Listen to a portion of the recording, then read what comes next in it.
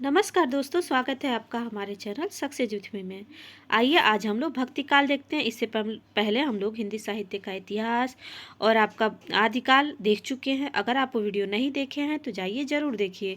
अब हम लोग आज भक्ति काल देखेंगे, तो चलिए शुरू करते हैं। पहला क्वेश्चन देखिए, समग्र भक्तिकालीन काव्य पर कौन सी विशेषता लागू होती है?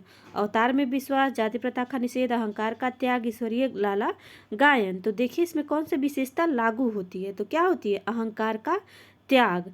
भक्तिकालीन कवियों ने ब्रह्म प्राप्ति में अहंकार को बाधक माना, इसलिए उन्होंने सर्वप्रथम अहंकार के त्याग पर बल दिया। अतः समग्र भक्तिकालीन काव्य पर अहंकार का त्याग की विशेषता लागू होती है। देखिए दोस्तों, अगर आपको हमारा वीडियो अच्छा लग रहा है तो हमारे वीडियो को लाइक करें, हमारे चैनल को सब्सक्राइब करें और कमेंट में ज़रूर बताएं कि आपको हमारा वीडियो कैसा लगा है और अपने दोस्तों में शेयर ज़रूर करें। चलिए दूसरा क्वेश्चन देखते हैं। भक्ति काल की समग्र ये समय सीमा क्या है? सनवत 1275 से सनवत 1700 तक, सनवत 1275 से 1800 तक और सनवत 1375 से सनवत 1850 तक, और उपर्युक्त में से कोई नहीं। तो भक्ति काल की समय सीमा पूछा है तो ये उपर्युक्त में से कोई नहीं होगा। देखिए डिटेल देखते हैं इसका। हिंदी साहित्य में भक्ति काल का समय विक्रम संवत 1375 से संवत 1700 तक माना जाता है। भक्ति काल को ज्ञानाश्रयी शाखा, प्रेमाश्रयी शाखा, कृष्णाश्रयी शाखा तथा रामाश्रयी शाखा में विभक्त किया जाता है। देखिए भक्ति काल को दो भागों में विभक्त किया गया है। ठीक है, पहला है आपका क्या है? सगुण भक्ति धारा और एक निर्गुण भक्ति धारा। सगुण में आपका रामाश्रयी शाखा और कृष्णाश्रयी शाखा। सगुण को भी दो भागों में बांटा गया है, रामाश्रयी और कृष्णाश्रयी। और निर्गुण को दो भागों में बांटा गया है, ज्ञानाश्रयी और क्या है? प्रेमाश्रयी। तो ठीक इस तरह से इसको डिवाइड किया गया है।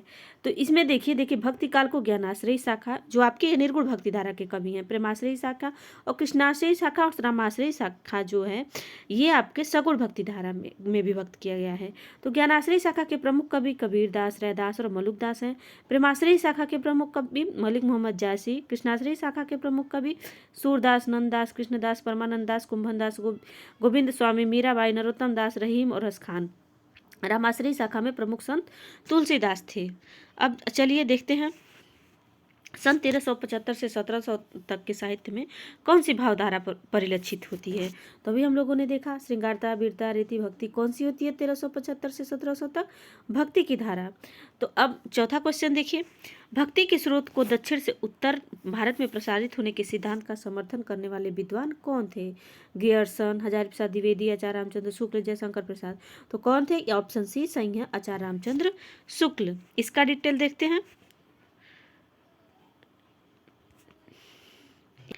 देखिए आचार्य रामचंद्र शुक्ल के अनुसार भक्ति का जो स्रोत दक्षिण की ओर से धीरे धीरे उत्तर भारत की ओर पहले से ही आ रहा था, इसे राजनीतिक परिवर्तन के कारण शून्य पड़ते हुए जनता के हृदय क्षेत्र में फैलने के लिए पूरा स्थान मिला। शुक्ल जी की स्थापना का खंडन करते हुए द्विवेदी जी का एक कथन सही है कि नैतिक, सांस्कृतिक जिजीविषा और आध्यात्मिक संपन्नता का उद्घोष करने वाला भक्ति साहित्य हतपर्द पराजित जाति की संपत्ति नहीं है।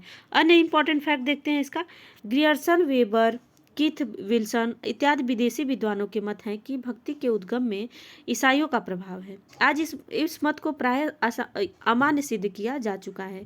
बाल गंगाधर तिलक, कृष्णा स्वामी अयंगर, डॉक्टर एच रायचौधरी, आचार्य रामचंद्र शुक्ल, हजारी प्रसाद द्विवेदी आदि विद्वानों ने तथ्यात्मक साक्ष्यों और प्रबल तर्कों के सहारे ऐसी भ्रांत धारणाओं का खंडन करते हुए भक्ति का उद्गम प्राचीन भारतीय स्रोतों से में सिद्ध किया है। कुछ लोगों ने तात्कालिक रूप से पारिस्थितिगत प्रेरणा के रूप में मुस्लिम आक्रमण और राज्य स्थापना से भक्ति आंदोलन को जोड़ा है, जिससे रामचंद्र शुक्ल प्रमुख हैं। इसमें जो है जिन्होंने मुस्लिम आक्रमण और राज्य स्थापना से भक्ति आंदोलन को जोड़ा, उसमें रामचंद्र शुक्ल प्रमुख हैं। इन्होंने भी यही माना। अब चलिए, हिंदी का भक्ति काल बाहरी आक्रमण की प्रतिक्रिया, यह कथन किसका है? देखिए ग्रियर्सन, हजारी प्रसाद द्विवेदी, रामचंद्र शुक्ल उपयुक्त में से कोई नहीं। तो ये हिंदी का भक्ति काल जो आया था वो बाहरी आक्रमण की प्रतिक्रिया, ये रामचंद्र शुक्ल ने कहा था। ये कथन पूछा जाता है, देखिए जीआईसी में पूछा गया है।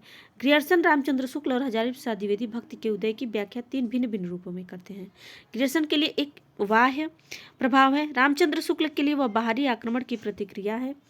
देखिए, और हजारी प्रसाद द्विवेदी से महज भारतीय परंपरा का अपना स्वतः स्फूर्त विकास मानते हैं। ये क्रमशः विदेशी, देशी और लोक पक्ष को महत्व देने की अलग अलग परिणतियां हैं।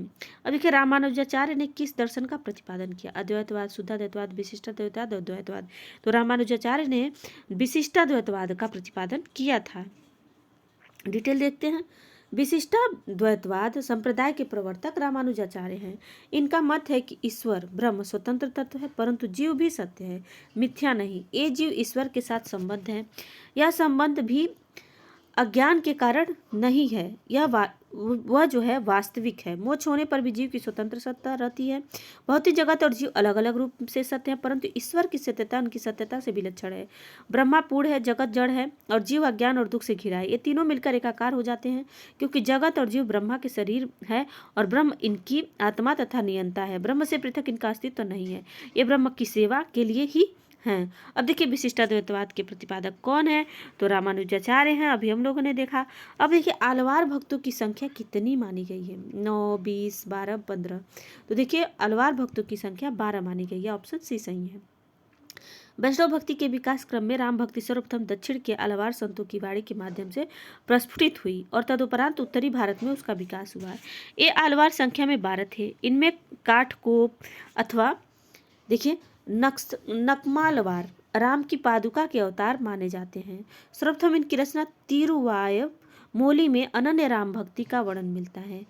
इनकी अन्य 3 प्रमुख रचनाएं जो हैं तिरुविरुतम, तिरुवर्गसिरेयम तथा पेरिय तिरुवंदादि। अब अन्य महत्वपूर्ण तथ्य देखते हैं। 7वें अलवार केरल के चिरवंशी राजा कुलशेखर भी अनन्य राम भक्त थे। पेरुमाल तिरुभोवी में इनके राम भक्ति विषयक सरस गीत संकलित है। श्री संप्रदाय के प्रथम आचार्य रंगनाथ मुनि 824 से 924 ईस्वी ने ये अलवार संतों के लोक प्रचलित पदों को प्रबंधम शीर्षक से 4 भागों में संकलित किया। नाथ मुनि के परवर्ती श्री संप्रदाय के पुंडरीकाक्ष, राम मिश्र, यमुनाचार्य आदि आचार्यों ने भी अपनी बाणी से राम भक्ति को अधिकाधिक पल्लवित किया। आचार्य रामानुज शेष अथवा लक्ष्मण के अवतार माने जाते हैं। ब्रह्मा संप्रदाय की भक्ति परंपरा में माधवाचार्य का स्थान महत्वपूर्ण है। अब देखिए उत्तरी भारत में राम भक्ति के प्रवर्तन आचार्य रामानुज की परंपरा में राघवानंद द्वारा प्रारंभ हुआ और उनके शिष्य रामानंद ने उसे युगानुकूल भावभूमि प्रदान की। आचार्य रामचंद्र ने ही सर्वप्रथम संकुचित रूढ़ियों में आबद्ध और बाह्य आक्रमणों से संत्रस्त समसामयिक हिंदू समाज को राम भक्ति का भेद कवच प्रदान किया। भक्ति भावना की ऊंच नीच एवं बाह्य आडंबरों से मुक्त करने का श्रेय भी आचार्य रामानंद को ही प्राप्त है। अब देखिए अलवार वैष्णव की संख्या कितनी मानी गई है, तो अभी देखिए 9, 10, 11, 12 अभी हम लोगों ने देखा कितनी मानी गई है, 12, ऑप्शन डी सही है। रामानंद की शिष्य परंपरा में कौन आते हैं, रंगाचार्य, नाथ मुनि, रामानुजाचार्य, पुंडरीकाक्ष। तो कौन आते हैं, रामानुजाचार्य। ये रामानंद की शिष्य परंपरा में रामानुजाचार्य आते हैं। अभी हम लोगों ने ऊपर डिटेल देखा। निम्नलिखित में से कौन रामानंद की शिष्य परंपरा में नहीं आते हैं, देखिए कबीरदास, नरहरिदास, मलुकदास और रैदास। देखिए रामानंद के शिष्य कबीरदास, नरहरिदास और रैदास तो हैं, लेकिन मलुकदास नहीं है। इसका ऑप्शन सी सही है। आदि गुरु स्वामी रामानंद जी के 12 प्रमुख शिष्य थे, जो द्वादश महाभागवत के नाम से जाने जाते थे। अनंतानंद, सुखानंद, योगानंद, सुरसुरानंद, गालवानंद, नरहरिनंद, भावानंद, कबीरदास, पीपा, रैदास, धन्ना, जाट, सेन भक्त। मलुकदास जी का जन्म इलाहाबाद के कड़ा ग्राम में हुआ था। ये स्वामी रामानंद के शिष्यों में से नहीं थे। इन्होंने ज्ञान बोध, रतन खान, भक्ति विवेक आदि ग्रंथों की रचना की और इनकी काव्य रचना ध्रुव चरित्र है। निम्नलिखित में से कौन स्वामी रामानंद का शिष्य नहीं था, अनंतानंद, सुखानंद, नरहरानंद और रैदास। अभी हम लोगों ने ऊपर डिटेल देखा है क्यों इनके शिष्य नहीं थे, तो नरहरियानंद जो है रामानंद के शिष्य नहीं थे। अनंतानंद, सुखानंद, रैदास तो थे इनके शिष्य। अब चलिए देखते हैं भक्ति काल को हिंदी काव्य का स्वर्ण युग सर्वप्रथम किसने कहा, किसने स्वर्ण युग कहा है, तो देखिए ग्रियर्सन, मिश्र बंधुआचार्य, रामचंद्र शुक्लाचार्य, हजारी प्रसाद द्विवेदी। तो ग्रियर्सन ने भक्ति काल को स्वर्ण युग सर्वप्रथम कहा था। इसको ध्यान रखिएगा, मोस्ट इंपॉर्टेंट फैक्ट है। हिंदी के किस काल को स्वर्ण युग कहा जाता है, किसको कहा जाता है, भक्ति काल को कहा जाता है। ये बहुत बार एग्जाम में पूछा गया है। हिंदी साहित्य में भक्ति काल को स्वर्ण युग माना जाता है। इस युग में ऐसे महान कवियों का जन्म हुआ है जिन्होंने हिंदी साहित्य को एक गौरवशाली स्वरूप प्रदान किया। यद्यपि ये कवि भक्त थे, किंतु उस भक्ति काव्य में जीवन दायिनी भक्ति के साथ साथ काव्यात्मकता और सौंदर्य की भी महत्वपूर्ण रचना है। इस काल में कबीर, सूर, तुलसी, नानक, जयसी, नंददास, मीराबाई आदि अनेक महान विविधों का ये जो है प्रादुर्भाव हुआ है। अब भक्ति काल का नाम पूर्व मध्यकाल किस आचार्य ने किया? डॉक्टर नागेंद्र ने, डॉक्टर रामकुमार वर्मा ने, आचार्य नंदूलाल वाजपेयी ने और आचार्य हजारी प्रसाद द्विवेदी ने। तो देखिए पूर्व मध्यकाल जो कहा था वो डॉक्टर नगेंद्र ने कहा था। देखिए इनके डॉक्टर नगेंद्र द्वारा संपादित इतिहास में काल विभाजन का क्रम इस प्रकार है: आदिकाल, मध्यकाल, पूर्व मध्यकाल अथवा भक्तिकाल और उत्तर मध्यकाल अथवा रीतिकाल। अब देखिए इसमें आधुनिक काल में इन्होंने कहा पुनर्जागरण काल अथवा भारतेंदु युग, जागरण सुधार काल अथवा द्विवेदी युग, छायावाद युग और छायादोत्तर युग। अब देखिए नाभादासकृत भक्तमाल की भाषा क्या रही है? अवधी, ब्रजभाषा, हिंदी, खड़ी बोली और मैथिली। तो नाभादास जो है इनकी रचना है भक्तमाल, इसकी भाषा जो है ब्रज भाषा रही है। ऑप्शन बी सही है।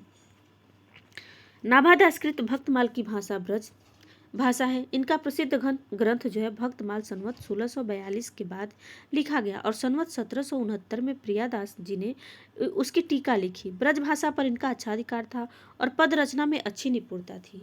नाभादास ने ब्रज भाषा में अष्टायाम की रचना की है, इसको भी याद रखिएगा, और श्रृंगार भक्ति अथवा रसिक भावना को लेकर की है। इसमें कवि की शैली परिमार्जित, प्रांजल और भावपूर्ण है। इनके गुरु अग्रदास थे जो राम भक्त थे, ये तुलसीदास के समकालीन थे। अब देखिए भक्तमाल के रचनाकार कौन है? अभी हम लोगों ने देखा नाभादास हैं। अब देखिए नाभादास द्वारा लिखित अष्टायाम किस भाषा में लिखी गई है? छत्तीसगढ़ी, अवधी, ब्रजभाषा, मालवी। तो किस भाषा में लिखी गई है? ब्रजभाषा में। अष्टायाम के रचयिता कौन है? नाभादास हैं। अब देखिए भक्तमाल के रचयिता नाभादास के गुरु का नाम क्या है? नरहरिदास, वल्लभाचार्य, विठलनाथ, अग्रदास। तो अभी हम लोगों ने ऊपर व्याख्या में देखा है कि भक्तमाल के रचयिता जो नाभादास हैं उनके गुरु अग्रदास जी हैं। देखिए एक डिटेल से कितने सारे क्वेश्चन हैं, तो आप क्वेश्चन देखिए, क्वेश्चन तो देखिए, साथ में डिटेल को एकदम ध्यान से देखिए, क्योंकि डिटेल से क्वेश्चन आने के संभावना बहुत ज़्यादा होते हैं। अब देखिए संत काव्य। संत काव्य में हम लोग संत साधना का साहित्यिक रूप प्रारंभ हुआ था। कहाँ से हुआ था? काशी से, प्रयाग से, पंढरपुर से, उज्जैन से। तो ये पंढरपुर से हुआ था। ऑप्शन सी है। अधिकतर संत कवि महाराष्ट्र से हुए हैं। संत साधना का साहित्यिक रूप भी महाराष्ट्र पंढरपुर से प्रारंभ हुआ है। तो पंढरपुर जो है महाराष्ट्र में है। ठीक है, अब चलिए अगला देखते हैं। ज्ञानाश्रयी शाखा के प्रमुख कवि कौन कौन से हैं? रैदास, कबीरदास, गुरु नानक, तुलसीदास। इसमें पूछा है ज्ञानाश्रयी शाखा के प्रमुख कवि, तो कौन है? कबीरदास है यहाँ पे। भक्तिमाल को दो शाखाओं में विभाजित किया गया है, निर्गुण शाखा तथा सगुण शाखा। अभी हम स्टार्टिंग में ही मैं वीडियो में बताई हूँ कि भक्तिकाल को दो शाखाओं में विभाजित किया है, निर्गुण और सगुण। और निर्गुण को दो भागों में और सगुण को भी दो भागों में विभाजित किया गया है। तो निर्गुण को किस में? ज्ञानाश्रयी और प्रेमाश्रयी में, और सगुण को कृष्णाश्रयी और रामाश्रयी में, दो भागों में इस तरीके से बांटा गया है। तो अभी पूछा है ज्ञानाश्रयी शाखा के प्रमुख कवि, तो वो कबीरदास है। तो निर्गुण शाखा की ज्ञानाश्रयी और प्रेमाश्रयी तथा सगुण शाखा की रमाश्रयी और कृष्णाश्रयी दो दो उपशाखाएं हैं। ज्ञानाश्रयी शाखा के प्रमुख कवि कबीरदास। अन्य प्रसिद्ध कवियों में नानक, संत, रैदास, दादू दयाल, मलुकदास, धर्मदास तथा सुंदरदास हैं। अब देखिए इनमें से ज्ञानाश्रयी शाखा के कवि नहीं हैं। धर्मदास, अग्रदास, दादू दयाल, कबीरदास। तो देखिए धर्मदास हैं, दादू दयाल हैं, कबीरदास हैं, लेकिन अग्रदास जो है ज्ञानाश्रयी शाखा के नहीं हैं। ज्ञानाश्रयी शाखा के प्रमुख संत कवि का नाम क्या है? तो क्या है? कबीरदास है ज्ञानाश्रयी शाखा के। अब देखिए निम्नलिखित में से संत काव्य परंपरा के अंतर्गत न आने वाले कवि का नाम बताइए। तो कौन है? कबीर हैं, दादू दयाल है, नानक है, अनंतदास हैं। तो कौन है संत काव्य परंपरा में जो आने वाले कवि का नाम है न आने वाले हो? तो वो है नंददास। ठीक है, ऑप्शन डी सही है। निर्गुण संत कवियों में सर्वाधिक शास्त्रज्ञ एवं सुशिक्षित थे रज्जब, सुंदरदास, धर्मदास, दादू। तो सर्वाधिक शास्त्रज्ञ और सुशिक्षित सुंदरदास जी थे। ऑप्शन बी सही है। ठीक है, देखिए इसका डिटेल देख लेते हैं। निर्गुण संत कवियों में सर्वाधिक शास्त्रज्ञ एवं सुशिक्षित सुंदरदास थे। कहते हैं कि अपने नाम के अनुरूप अत्यंत सुंदर थे। सुशिक्षित होने के कारण उनकी कविता कलात्मकता से युक्त और भाषा परिमार्जित है। नेक्स्ट देखते हैं। निर्गुण संतों ने गेय पद और दोहे ही लिखे हैं। देखिए सुंदरदास ने कवित और सवैये भी रचे हैं। अन्य जो निर्गुण संत थे वो गेय पद और दोहे लिखे, लेकिन सुंदरदास ने कवित्त भी लिखे और सवैये भी रचे हैं। उनकी काव्य भाषा में अलंकारों का प्रयोग खूब है। उनका सर्वाधिक प्रसिद्ध ग्रंथ सुंदर विलास है। रज्जब, धर्मदास एवं दादू दयाल निर्गुण संत कवि हैं। निम्नलिखित संत कवियों में से कौन संत कवि पढ़ा लिखा था? सेम क्वेश्चन है, बस थोड़ा सा शब्द में परिवर्तन है। सुंदरदास जी। अब देखिए इनमें से कौन सा कवि संत कवि नहीं है? कबीरदास हैं, रैदास हैं, गुरु नानक नहीं है, गुरु नानक हैं, तुलसीदास क्या हैं, ये रामाश्रयी शाखा के कवि हैं, ना कि आपके संत कवि हैं।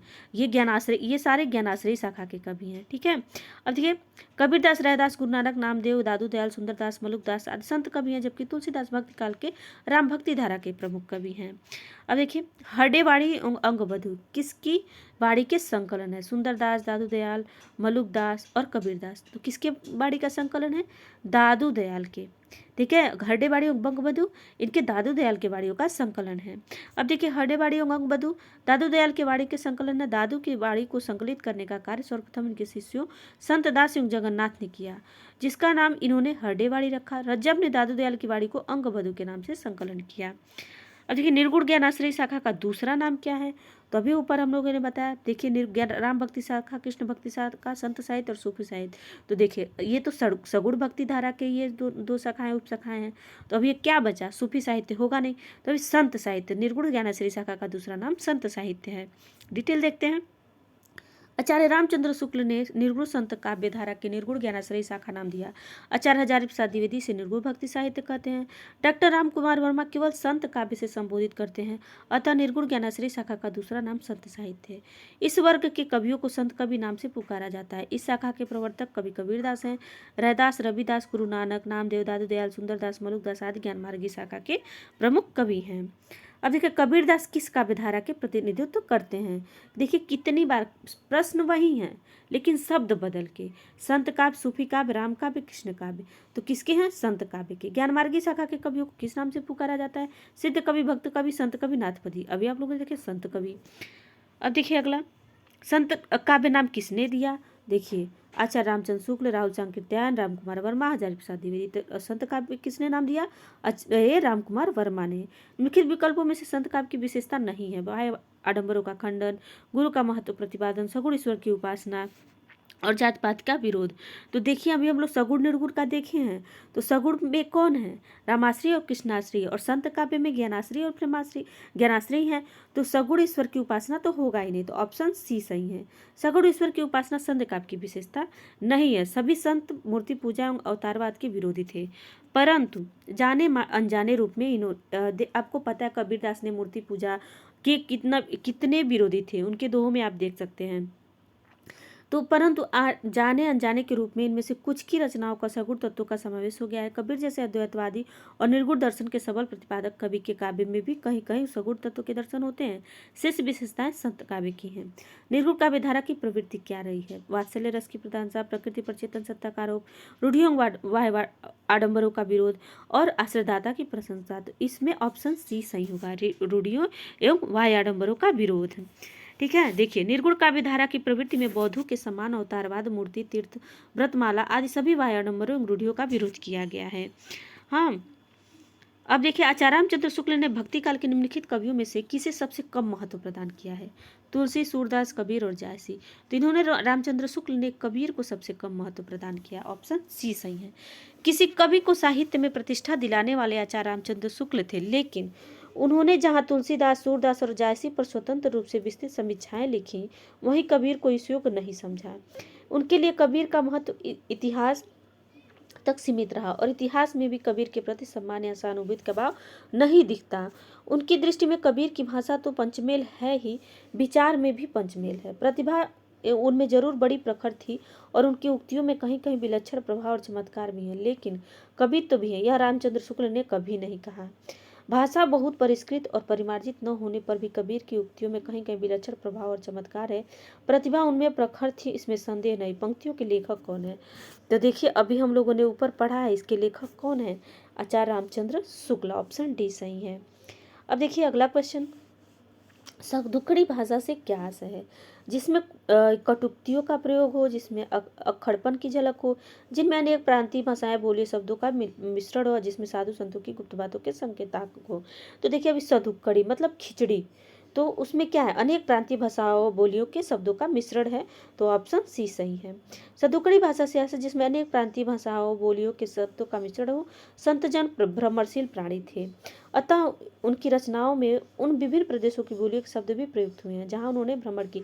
तो देखिए आप लोग देखेंगे कि कबीर की जो बोलियां हैं, उनकी जो रचनाएं हैं, उनको समझने में ज़्यादा आपको परेशानी नहीं होगी, क्योंकि उन्होंने आपके आपकी प्रादेशिक भाषाओं का प्रयोग किया है। ठीक है, इन संतों में काव्यों में ब्रज भाषा, अवधी, भोजपुरी, पंजाबी तथा राजस्थानी का प्रयोग हुआ है। आचार्य रामचंद्र शुक्ल ने कबीर की भाषा को सधुक्कड़ी तथा श्याम सुंदर दास ने पंचमेल खिचड़ी कहा है। ये भी क्वेश्चन, ये प्रश्न पूछे गए हैं कि पंचमेल खिचड़ी किसने कहा है और सधुक्कड़ी किसने कहा है। तो याद रखिएगा, सधुक्कड़ी रामचंद्र शुक्ल ने कहा है और पंचमेल खिचड़ी श्याम सुंदर दास ने कहा है। अब देखिए अगला प्रश्न, अजगर करे नचा करी पंछी करे न काम, किसने कहा है? तुलसीदास, सूरदास, रैदास और मलुकदास। तो ये जो स्टेटमेंट है ये मलुकदास द्वारा कहा गया है। निकम्मेपन तथा आलसियों के बारे में मलुकदास ने यह दोहा रचा कि अजगर करे नचा करी पंछी करे न काम, दास मलुका कहे गए सबके दाता राम। अब देखिए ज्ञान बोध किसकी रचना है? सुंदरदास, मलुकदास और रज्जब जी, और इनमें से कोई नहीं। तो देखिए ज्ञान बोध जो रचना है मलुकदास की है, तो इसको आपको ध्यान रखना है। डिटेल देखिए, ज्ञान बोध मलुकदास की रचना है। मलुकदास के अन्य प्रमाणिक ग्रंथ हैं रतन खान, भक्तवच्छावली, भक्ति विवेक, ज्ञान परोक्षी, 12 खड़ी, राम अवतार लीला, ब्रज लीला, ध्रुव चरित्र, विभव विभूति, सुख सागर तथा स्फुटपद इत्यादि। ये किसकी रचना है? सब मलुकदास की। अगला देखते हैं, भक्ति विवेक निम्नलिखित में से किसकी रचना है? मलुकदास, सुंदरदास, नाभादास, दादू दयाल। किसकी है भक्ति विवेक? मलुकदास। अभी डिटेल हम लोगों ने देखा, ऑप्शन ए सही है। रज्जब अली खां के गुरु कौन थे? नानक, दादू दयाल, मलुकदास, धन्ना। तो रज्जब अली खां के गुरु दादू दयाल थे, ऑप्शन बी सही है। अगला प्रश्न देखते हैं, रज्जब अली खां के गुरु दादू दयाल थे। दादू दयाल के अन्य शिष्य थे सुंदरदास, प्रागदास, जनगोपाल, जगजीवन प्रभृति आदि। ये राघो दास ने अपने भक्त में दादू के प्रमुख 52 शिष्यों का उल्लेख किया है, जिनमें रज्जब और सुंदरदास प्रमुख हैं। कबीरदास के गुरु कौन थे? रामचंद्र, राघवानंद, दयानंद, मायानंद। देखिए इसमें से इनमें कोई भी ऑप्शन सही नहीं है 23 का, इसलिए यहाँ स्टार बना हुआ है। चलिए इसका डिटेल हम लोग देख देते हैं। कबीर के गुरु रामानंद थे। रामानंद के शिष्यों में रदास, धन्ना तथा पीपा भी शामिल थे। रामानंद ने वैष्णव संप्रदाय के आचार्य राघवानंद से दीक्षा ग्रहण की थी। उपयुक्त विकल्पों में से कोई भी उत्तर सही नहीं है। उत्तर प्रदेश माध्यमिक शिक्षा चयन बोर्ड ने अपनी प्रारंभिक उत्तर कुंजी में इस प्रश्न का उत्तर गलत बताते हुए मूल्यांकन से बाहर कर दिया था, क्योंकि चारों ऑप्शन गलत थे। कबीर के गुरु का नाम अभी हम लोगों ने देखा, रामानंद है, ऑप्शन डी सही है। कबीर बाड़ी के डिक्टेटर थे, यह अभिमत किसने कहा है कि कबीर बाड़ी के डिक्टेटर थे? ये भी प्रश्न बार बार पूछे गए हैं। देखिए doctor Ram Kumar Verma, doctor Parshuram Chaturvedi, doctor Hazari Prasad Dwivedi और आचार्य रामचंद्र शुक्ल। तो किसने कहा है बाड़ी के डिक्टेटर? डॉक्टर हजारी प्रसाद द्विवेदी ने कहा है।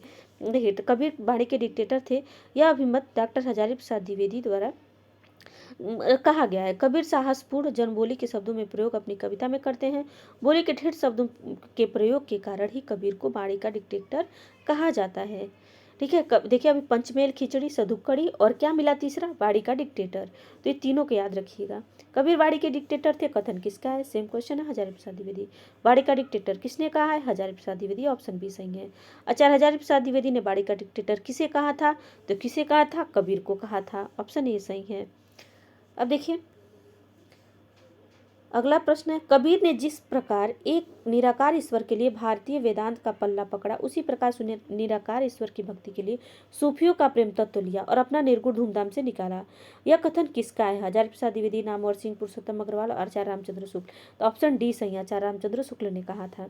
देखिए आचार्य रामचंद्र शुक्ल ने कहा है कि कबीर ने जिस प्रकार एक निराकार ईश्वर के लिए भारतीय वेदांत का पल्ला पकड़ा, उसी प्रकार निराकार ईश्वर की भक्ति के लिए सूफियों का प्रेम तत्व लिया और अपना निर्गुणपन धूमधाम से निकाला। बात यह थी कि भारतीय भक्ति मार्ग साकार और सगुण रूप को लेकर चला था और निर्गुण और निराकार ब्रह्मा भक्ति या प्रेम का विषय नहीं माना जाता है। देखिए 30 नंबर क्वेश्चन है, तुम जीनी जानो गीत है यहू निज ब्रह्म विचार। किसने कहा है? कबीर, रैदास, सूरदास, तुलसीदास। तो ये कबीरदास ने कहा है। कबीर भावना की अनुभूति से युक्त हैं, उत्कृष्ट रहस्यवादी, जीवन का संवेदनशील संस्पर्श करने वाले और मर्यादा के रक्षक कवि थे। उन्होंने स्वतः कहा है, तुम जीनी जानो गीत है यह निज ब्रह्म विचार। पथभ्रष्ट समाज को उचित मार्ग पर लाना ही उनका प्रधान लक्ष्य है। देखिए मस कागज छुए नहीं, कलम गयो नहीं हाथ, ये किसके विषय में कहा गया है? नानक, रैदास, कबीर और दादू। तो ये कबीरदास के बारे में कहा गया है। ठीक है, अक्षर ब्रह्मा के परम साधक कबीरदास सामान्य अक्षर ज्ञान से रहित थे। उन्होंने बड़े स्पष्ट शब्दों में कहा है कि मसी कागज छुए नहीं, कलम गयो नहीं हाथ, अतः यह बात निर्विवाद है कि उन्होंने स्वतः किसी ग्रंथ का लिपिबद्ध नहीं किया। कबीरदास की कुछ पंक्तियां इस प्रकार हैं। तुम जीनी जानो गीत है या निज ब्रह्म विचार, ये पूछे जा सकते हैं। मैं कहता हूँ आँखिन देखी, तू कहता है कागज की लेखी, ये भी मोस्ट इम्पॉर्टेंट है। दुल्हन गावहु मंगलाचार, ये भी कबीरदास का है। तंत्र न जानू मंत्र न जानू, जानू सुंदर काया, ये भी कबीरदास का स्टेटमेंट है। तो ये सारी लाइनें याद रखिएगा, परीक्षा में पूछे जा सकते हैं। कबीर की वाणी का संग्रह बीजक कहलावत है, इसके कितने भाग हैं? ये जो कबीर की वाणी का संग्रह है इसको बीजक कहा जाता है। तो इसके 2, 3, 4 और 5, इसके 3 भाग हैं, साखी, सबद, रामायणी। ठीक है, ध्यान रखिएगा, साखी, सबद और रामायणी, ये 3 भाग में। देखिए, कबीर की वाणी का संग्रह बीजक कहलाता है, इसके 3 भाग हैं, साखी, सबद और रामायणी। कबीरदास भक्तिकाल के एकमात्र ऐसे कवि हैं जो आजीवन समाज और लोगों के बीच व्याप्त आडंबरों पर कुठाराघात करते रहे हैं। ठीक है, अब देखिए सूफी काव्य, इसको हम लोग अभी नेक्स्ट वीडियो में देखेंगे। आज के लिए बस इतना ही रहने देते हैं। अगर आपको हमारा वीडियो अच्छा लग रहा है तो हमारे वीडियो को लाइक करें, हमारे चैनल को सब्सक्राइब करें और कमेंट में ज़रूर बताएं कि आपको हमारा वीडियो कैसा लगा है। Thank you so much. अभी हम लोग इसका नेक्स्ट पार्ट अगले वीडियो में